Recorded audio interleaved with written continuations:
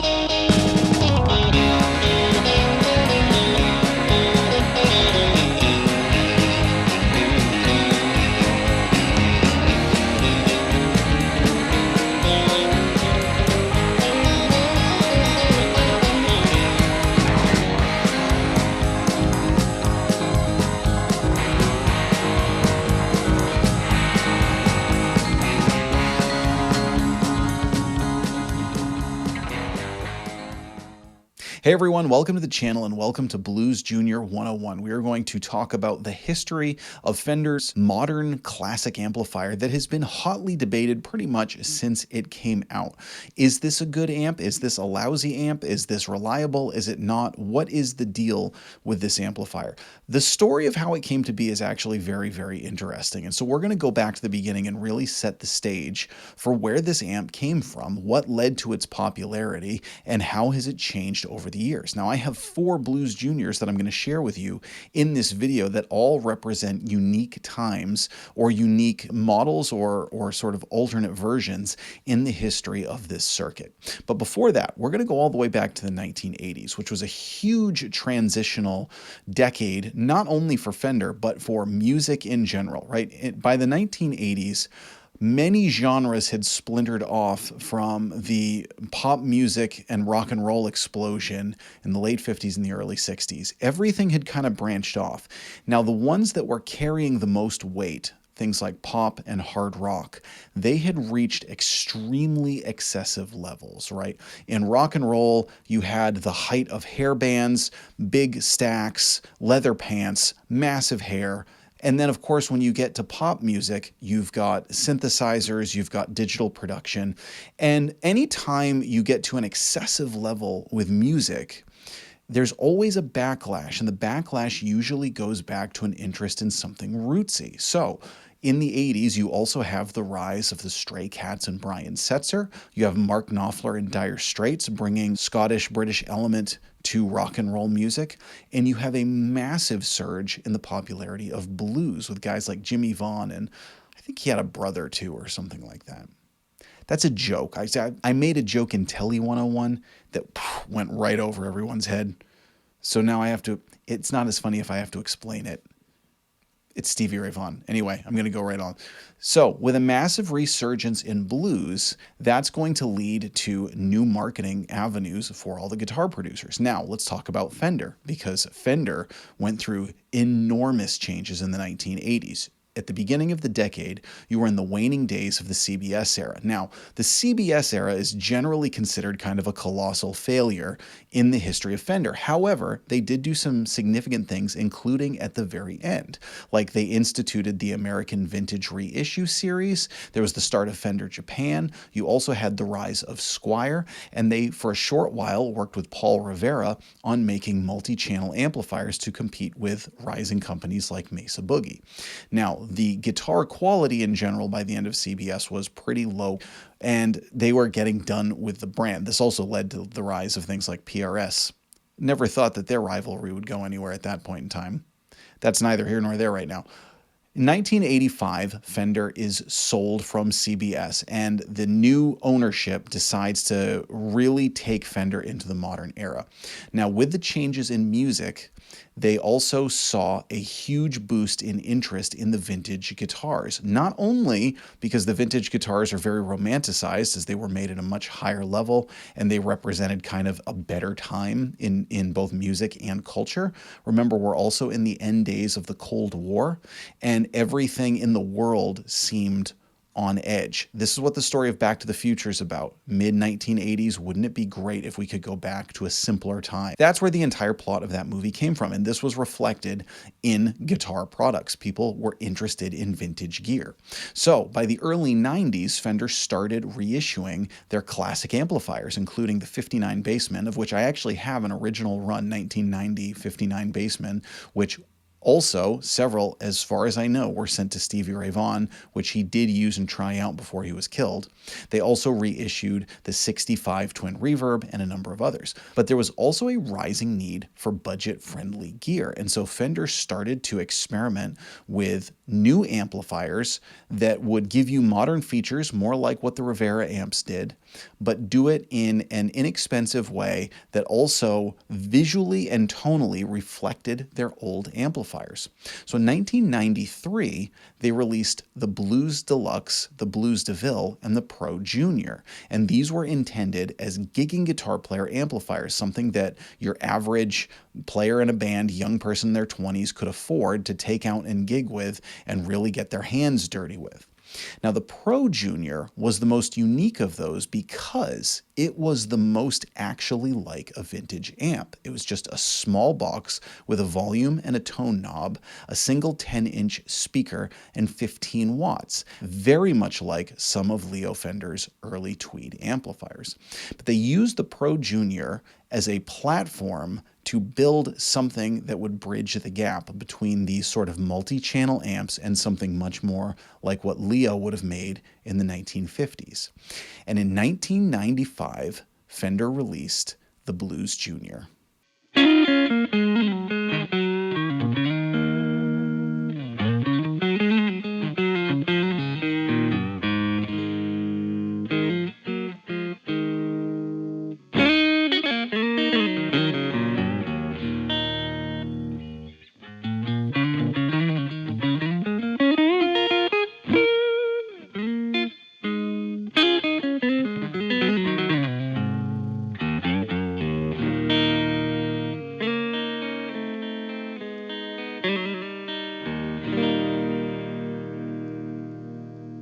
Now, as I said, they took the Pro Junior and they went with it. They decided to keep it in a small combo format, but rather than having a 10-inch speaker, they decided to go with a 12-inch speaker. Rather than a single tone knob, they added a 3-band EQ. They also added spring reverb, a master volume, and a very unique fat switch.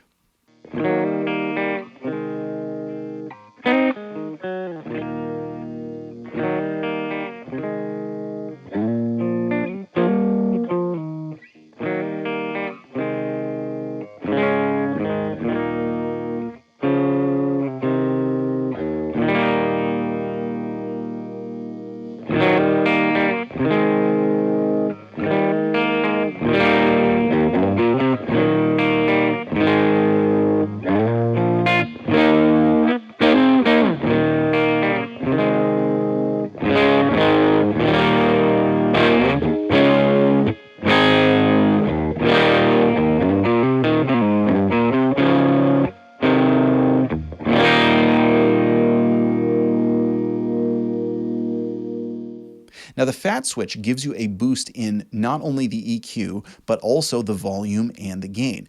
This makes the Blues Junior sort of like a 2-channel amplifier, even though it isn't really. It's really a single-channel amplifier, but you had that built-in foot-switchable fat boost. By the way, saying foot-switch the fat boost, that's one of my favorite things I've ever gotten to say in any video ever. But that's neither here nor there. Now, the early Fender Blues Juniors, starting in 1995, were made in the USA, and they were really notable for having a pretty dark sound. The USA Blues Junior, this is what we now call the Blues Junior 1. It was just called the Blues Junior then. This lasted from 1995 until 2001. They were notable for their green circuit board on the inside. Interestingly, the Blues Junior and the Pro Junior also utilized EL84 power tubes. Now, traditionally, the smaller Fender amps would have used 6V6 power tubes.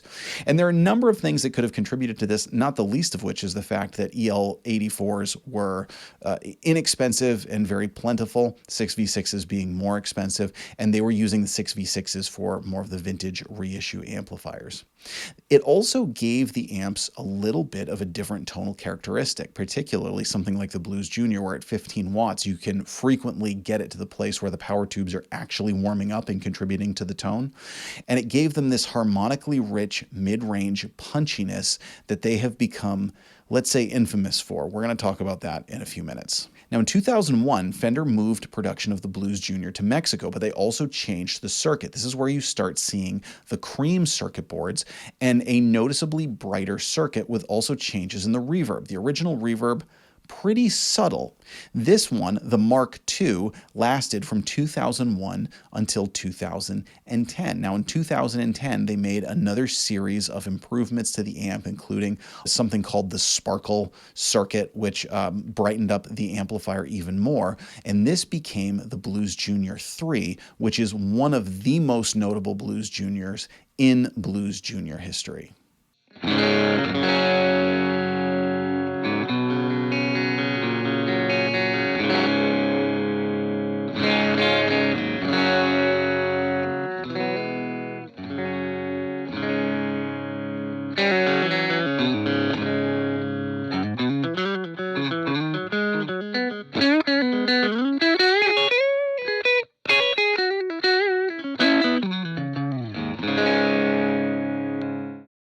Now, that one is what's considered a Fender FSR or Fender Special Run. On that particular amplifier, it's actually really funny, and I'll tell you why. Because the FSR Lacquered Tweed Blues Junior, there's nothing special about the run of it. It's one of the most produced amplifiers that they've ever made. I don't have sales figures to back this up, but I would bet that there are more of the Lacquered Tweed Blues Juniors kicking around than there are basic ones, and they still make it. So whereas FSR typically means a limited run of something, this one was not limited. Now, I want to mention that the sampling of Blues Juniors that I have in this video is not a perfect sampling.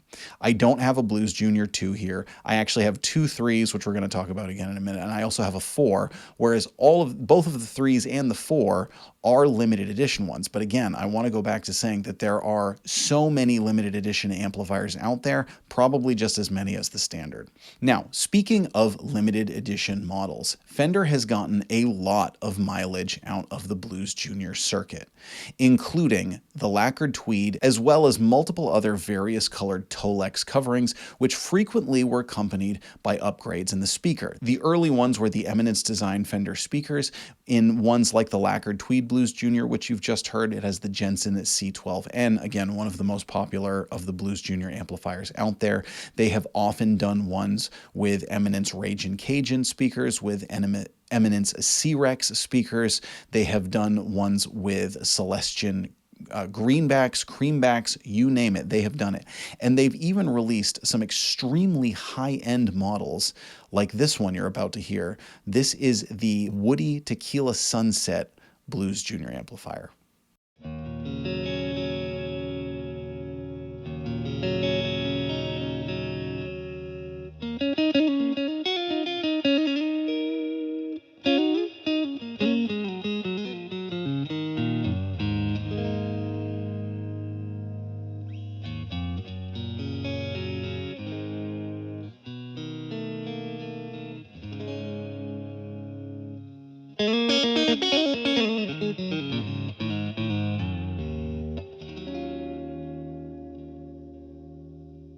That one has their Tequila Sunset stained ash cabinet with a grill cloth that resembles one of Leo Fender's earliest. Now, they also did this in the classic woody finish, which was a butterscotch stained cabinet, which had the red grill cloth. This one also has a gold chassis and a Jensen Alnico speaker as opposed to the C12N. What truly amazes me, and one of the reasons I wanted to include this, is to show how vastly different these amps can sound, not only with the speaker, but with a different cabinet. One of the popular mods that people do is to take the Blues Junior chassis, the circuit, and install it in a higher end cabinet. Again, we talked about cheapness, and we're going to get back to this in a little bit, but upgrading a few components and things in this can make this circuit sound like $1,000,000. Now, Fender has even used this circuit in amps that are not called the Blues Junior, notably a really awesome amp called the Fender Two-Tone, which had this kind of slant front, which was almost reminiscent of like an old Gretsch amplifier, had a 12-inch speaker as well as a 10-inch speaker, which is something that you really don't see an awful lot, and it had a Blues Junior amplifier in it, Fender Two-Tone. I would have loved to have gotten one for this video, but I wasn't able to get my hands on one. Now, eventually, Fender would again upgrade to the Blues Junior 4, which is the current production model.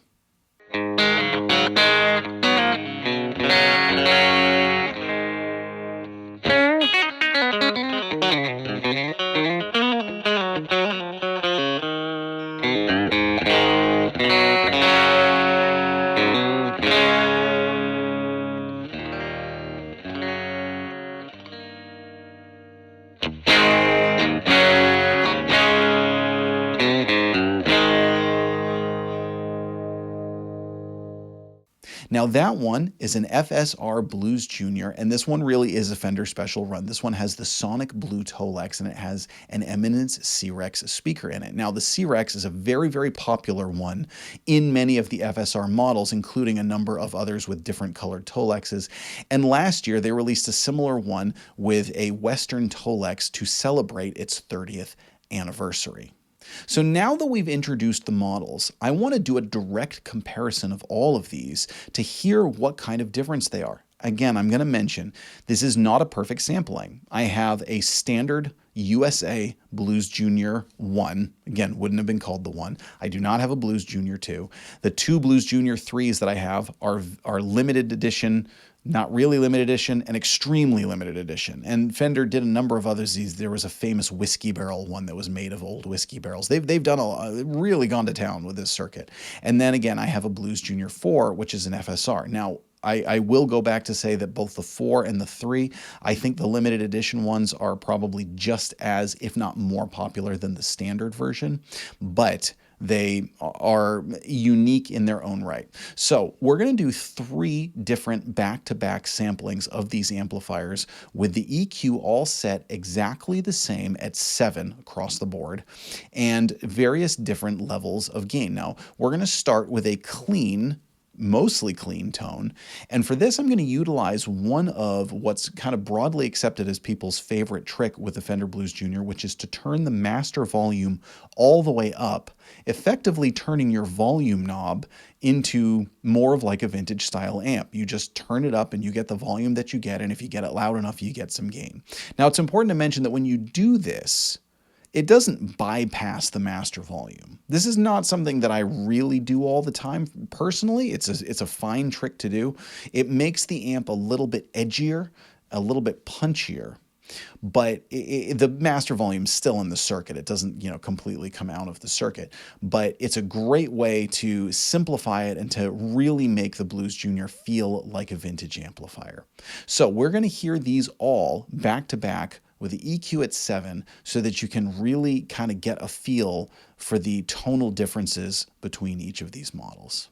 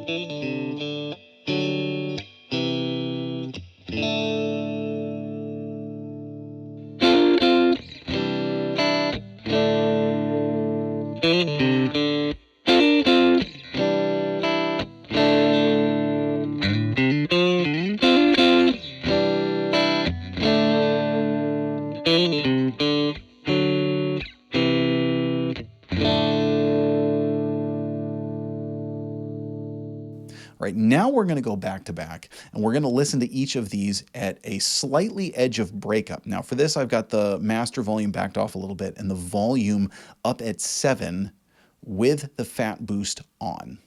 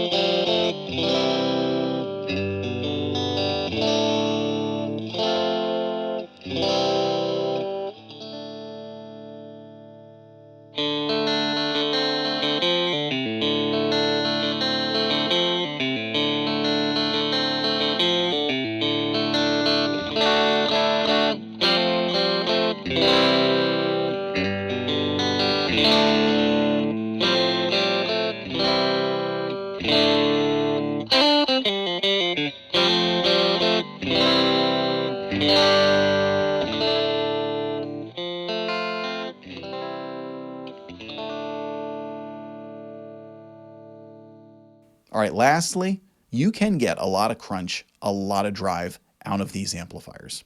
So we're going to turn the volume, which is the gain, all the way up and kick the fat switch on. And I'm using a Gibson SG for this to show you what kind of a classic rock crunch you can get out of these.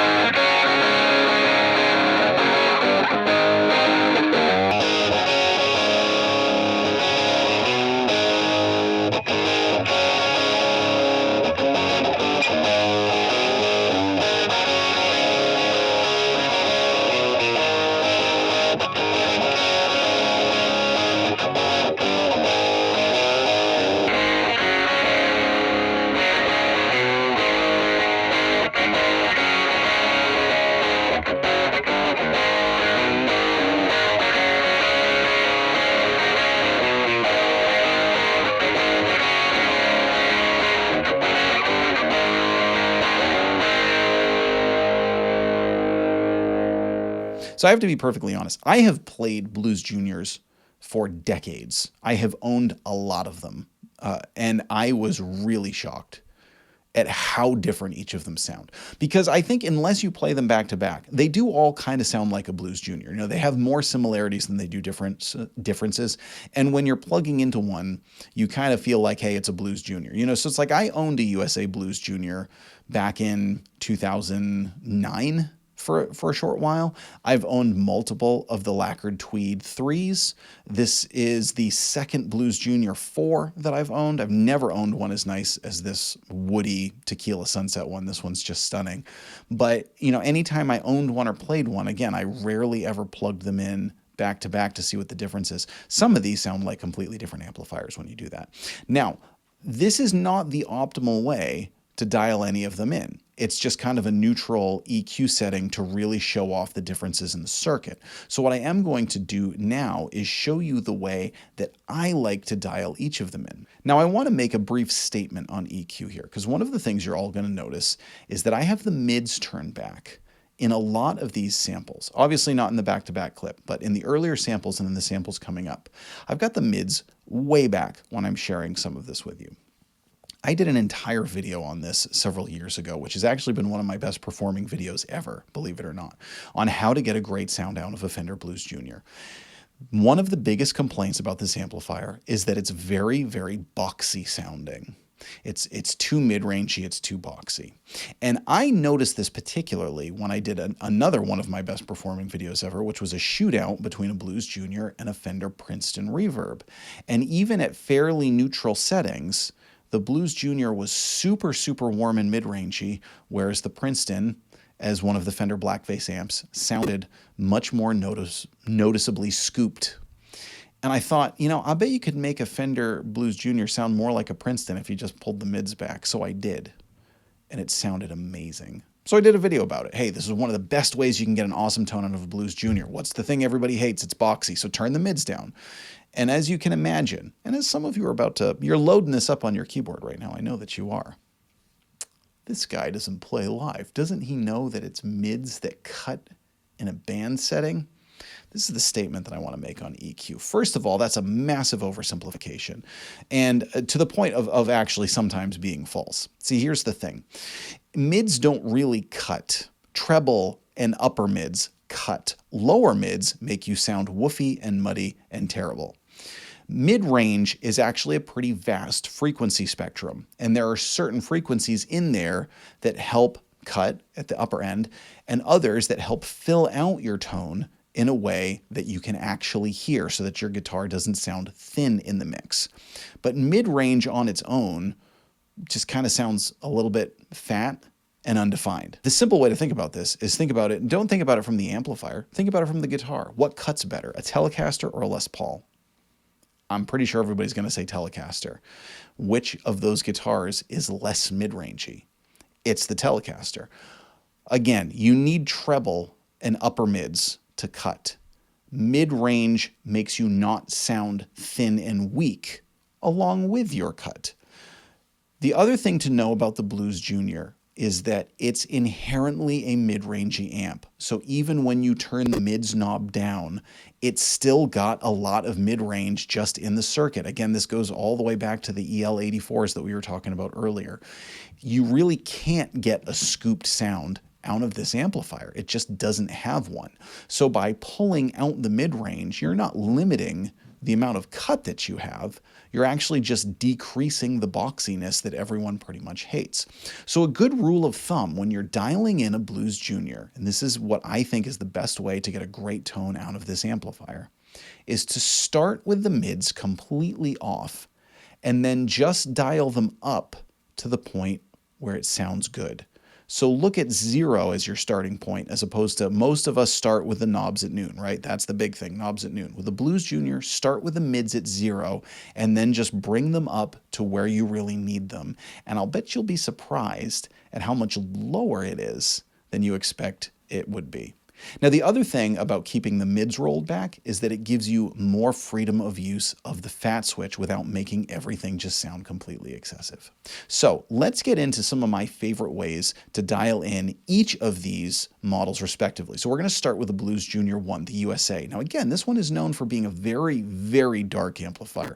Darker, more mid-rangey, more kind of woofy. Now there are a lot of cool things about that. It kind of encompasses that sort of old, fat, compressed, bluesy tone, but it's not always the thing that you most go for. So with this one, I like to keep the mids back. Now, the interesting thing about the treble knob on this one is there was a notch. It was between 7 and 9 At 7, it's too woofy. At 9, it's too bright. At 8, it's just right. Dial up the mids to where you need them. Keep the bass again kind of back to really just all that you need with the bass. And for this, I also like to turn it up to that sort of edge of breakup for a really classic bluesy tone.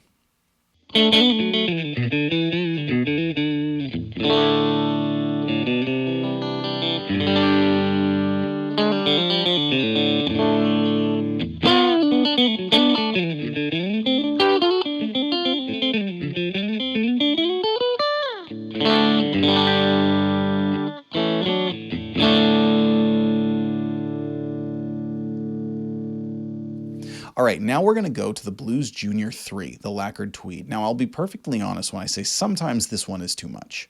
This is the one I have the most experience with, and I've always found that everything about this amp was just a little kind of like that. And you're like, why don't you take it down a notch, bluesy? So what I like to do with this one is to run it clean.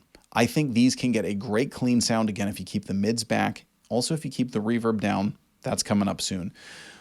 Keep the reverb down, keep the mids back, and just kind of use it as a clean platform and use an overdrive pedal with it if you want some gain. You can also use the fat switch, but if you're keeping it clean, unless you're using a super aggressive guitar, you're probably not going to get a ton of gain. You can get a nice little boost there, so I'm going to run into it clean, and then I like a blues breaker style overdrive with this amplifier. So for that, I'm using a Copper Sound Pedals Foxcatcher.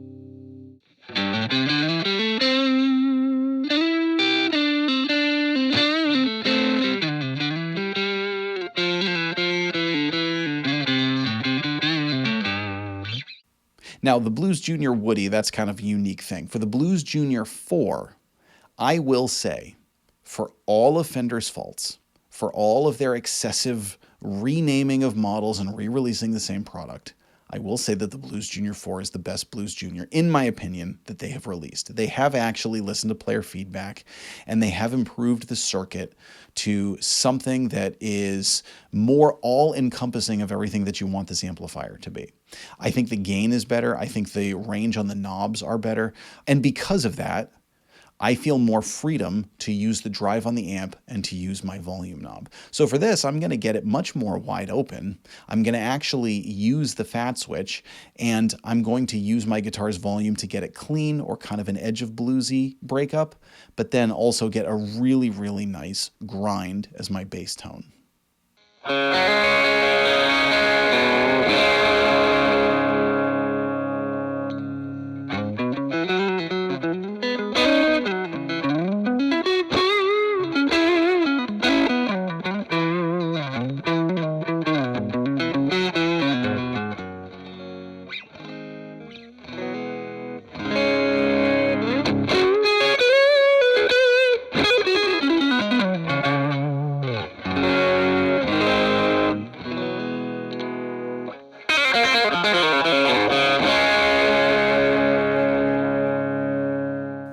Now, the reverb on these have been wildly across the map, and in my opinion, the reverb has always been probably the weakest link of this amplifier. And I know what you're going to say, wait a second, it's a Fender tube amp. You're saying the reverb is the worst? Yes, I'm saying that the reverb is the worst. And this is where you get to the Blues Junior, even though it's a cool amp, it's in my opinion, and in my experience, believe it or not, a reliable amp, it's cheaply made. And I don't think the reverb has ever really hit the right mark. Again, I think on the 4, it's the best. On the Blues Junior 1, it's a subtle reverb. You can kind of hear a little bit of that metallic spring splashiness, but it mostly sort of hangs in the background.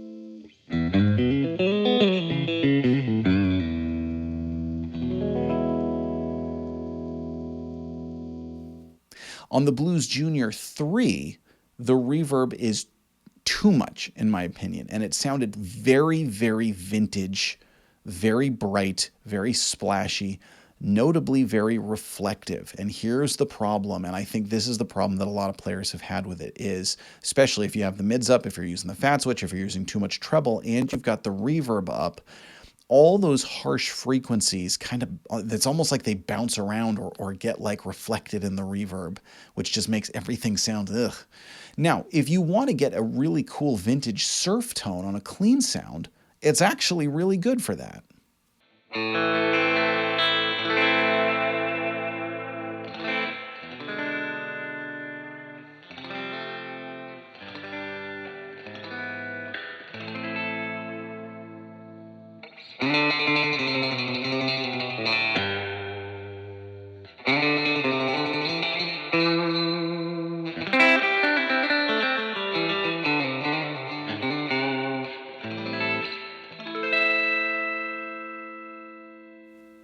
But if you want more of that like kind of pretty ethereal reverb, like you might get from a Twin or a Super or a Princeton, it's just a little too bright and a little too splashy for that sound.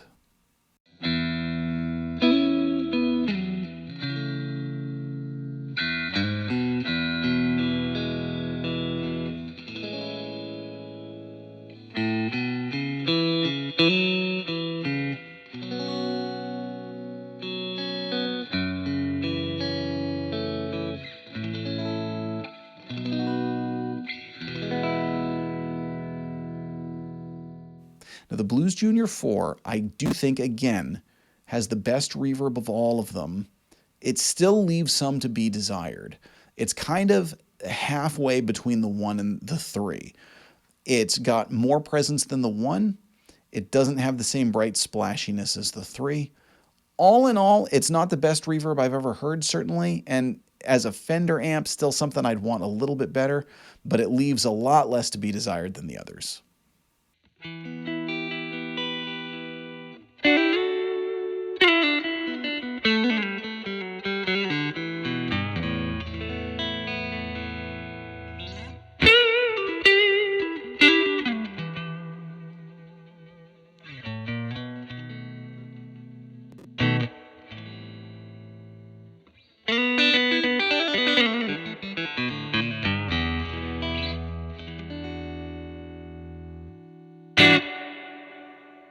Now, I've mentioned that these are reliable, and again, I've not really had problems with many of these. I will say that the reverb is not great, even right down to the point where you might say even some of the connections aren't that great. Like I've had some problems with the cables and things. That's not, in the scheme of things, a huge deal.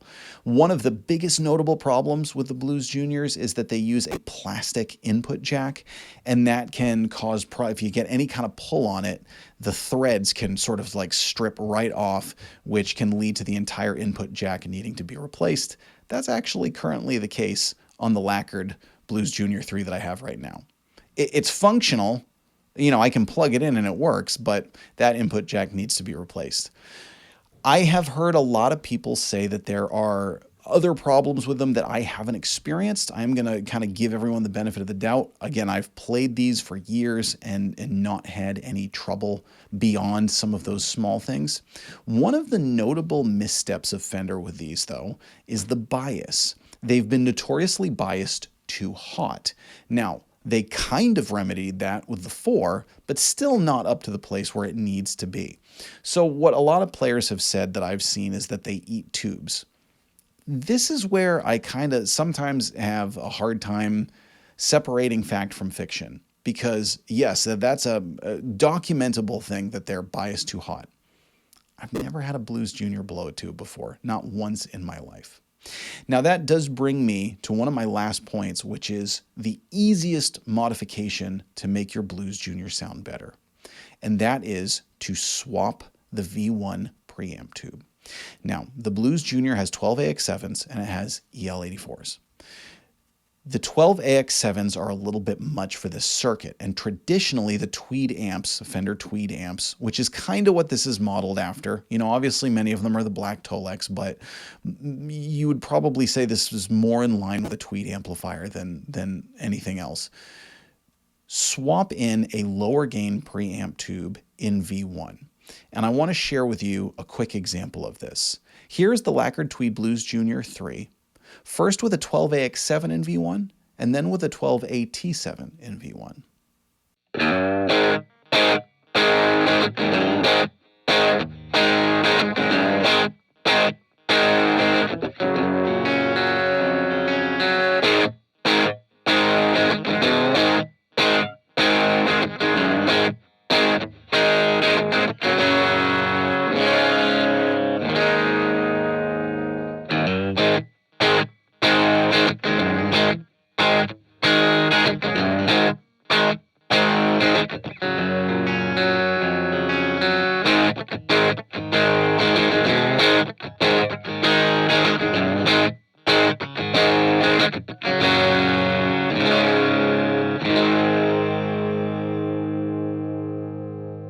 So you can hear it's a subtle difference, but it does change it. It changes the EQ response a little bit. In my opinion, it takes off a lot of those sort of harsh edges that the Blues Junior is notable for on its EQ and just makes the whole thing sound a little bit better. That's one of the easiest ways you can get a good sound out of your Blues Junior without doing any kind of deeper modifications. Now, you've obviously heard in this video, speakers make a massive difference as well. The cabinet makes a massive difference. So there are loads of ways you can take this circuit and do a lot with it. But using a few simple tricks and maybe one or two cheap mods, you can make this amp sound like $1 million. Now, I think when push comes to shove, Fender could make these a lot better, which is one of the ways where they're always a little bit disappointing. That being said, this amp is also at the same time kind of all you'd ever need. Several years ago, I played a really big theater supporting a kid named Michael Corletto, who's also going to be playing with me, doing some really cool stuff soon, so stay tuned for that. Really tremendously talented country guitar player, and we were doing shows at this big theater in Arundel, Maine. And for the first one, he came out with this really cool hand-wired amplifier, and then the next one, he played the entire big theater show with the Blues Junior, and he sounded awesome. It took pedals well. It was the perfect clean platform. It sat beautifully in the band mix. So does it leave a lot to be desired? Sure. Can you get an amazing sound out of it? Yes, absolutely. Does it have a unique history, a unique story, and a unique place in guitar? Absolutely. And I think it really behooves anyone to know these amplifiers, to know how to dial them in. And chances are, like me, you'll probably own more than one in your lifetime. I'm Jack Fossett. This has been Blues Junior 101. Please remember to like, share, and subscribe, and we'll see you next time.